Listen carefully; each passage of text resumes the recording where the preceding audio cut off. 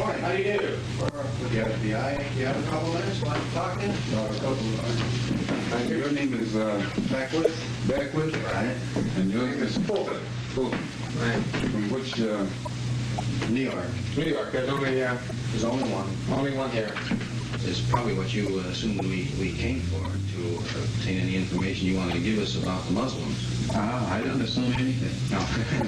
That's a very general statement on my part, but as you know, we follow the activities of the Muslims as best we can. But we're always looking for new avenues of information, and who better than than the heads of the Muslims. At least up to a month ago or something like that. I'm wondering, how's your suspension status? No one knows but Mr. Muhammad. You have to ask him. You're still in the status as of now. I mean, you're not working now or teaching now at all. Well, I'm still under the suspension. That's what I meant. That's a temporary thing, as far as we know. He's the only one who can give out any information. Yeah. I couldn't say anything beyond what he has said. Yeah. I think he has said that it's a temporary suspension. I'll be frank with you, one of the reasons we picked this particular time to contact you is because of this suspension. The suspension was brought about by my own doing. Yeah, exactly. But who knows what was in your mind when you did receive the suspension. In other words, bitterness could have entered into it. It would not be illogical for someone to have spent so many years doing something and then be suspended. No, it should make him stronger because it makes him realize that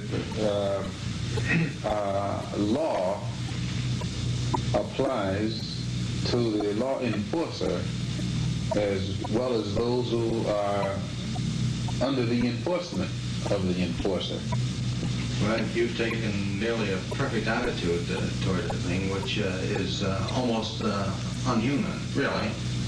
I mean, you've taken the attitude that Mr. Muhammad wants everyone to take if he chastises them. Which is fine. I mean, more power to you.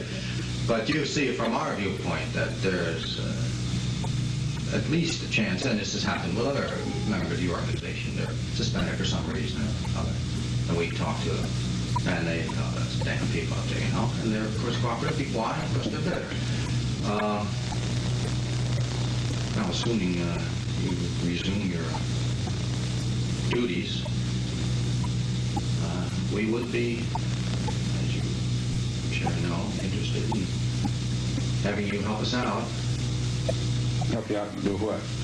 We're always helping out the government. We're cleaning up all of the crime that Fine. we help it out more than it helps itself. We're at least able to reform the people who have been made criminal by this society, by the corruption of this society. And any way to help it out other than that, I wouldn't even know how to begin. Well, what we're interested in, basically, are the people who belong, the names, the members. My telephone number is OL16320. Okay. OL 16320. Now, by this suggestion, Just like telling you the sun shines from the east. well, no comment. And the teachings, plans, the programs. No teaching is more public than ours, and I don't think you find anybody more blunt in stating it publicly than we do. No, exactly. I don't think you can go anywhere on this earth and find anybody who expresses their views on matters more candidly than we do. I can only agree with you. No, that's right. You're right. You do. The main thing is there is a certain area of responsibility. This is because getting into our angle of it. What we really want are the names of all those who belong, the names, who they are, the identification. I don't even know them. Do you keep no records? That's not my job. I'm just a preacher. Yeah, but somebody up there keeps the record. I don't know who. I don't have any knowledge of those kind of things. With all these other responsibilities I've had, it'd be difficult for me to worry about names. Plus, you would insult my intelligence asking me for them. In fact, no, you would insult your own, because it would mean that your own intelligence isn't heavy enough to weigh me and know in advance what I'm going to say when you ask that question. Well, without getting into an argument on semantics there, you don't know until you ask. That's not semantics. That again goes into your psychology. We've had people, not this group in particular, other groups, oh yes, who have been just as vociferous against whatever we're investigating. Communists, make a good case out of it. Communists for 20 years, they hate everything. Go interview them. You don't want to. Go anyway. So you go and knock on the door and go, where have you been? Oh, I want to tell you something. You never know till you ask. And that's happened so many times.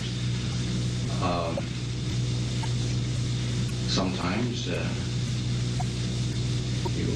word isn't convinced, but sometimes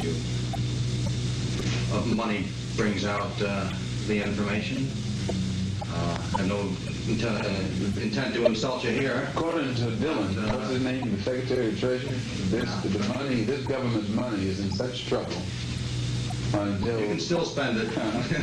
Still, according to your government economists, the dollar itself is in such trouble, a person would be a fool to sell his soul for one of these decreasing dollars. Oh, yeah, I couldn't agree with you more. You'd be a fool to sell your soul if the dollar was increasing. This has nothing to do with selling your soul. I mean, if you look at it that way, okay. Yeah, but depends on how you look at it. Sure. You insult my intelligence when not only they insult me, period, if they think I would tell them anything. But it would be good, and I think in many ways it might be of some benefit to your organization. If in fact we can eliminate people. There's no government agency that can ever expect any information out of me that's in any way detrimental to any religious group or a black group, for that matter, in this country. No government agency. That's fine. Because they should use that same energy to go and find who bombed that church down there in Alabama. Well, and if these government agencies spending as much money and time and energy. You know what somebody in the South is saying today? Few people would go up north and